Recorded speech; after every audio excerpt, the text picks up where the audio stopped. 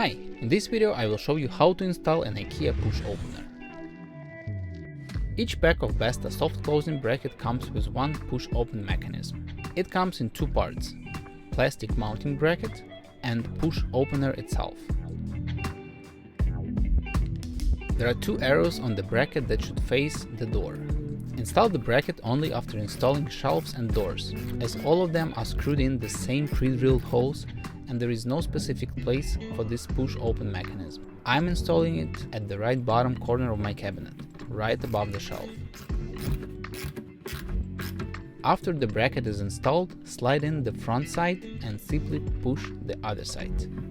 After the clicking sound, it is secured in place. There is a very little adjustment for this device.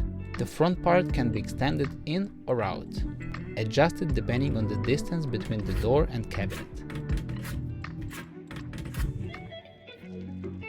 And that's how you install an IKEA push opener. Thanks for watching, hope you found it helpful. Subscribe for more IKEA how-tos.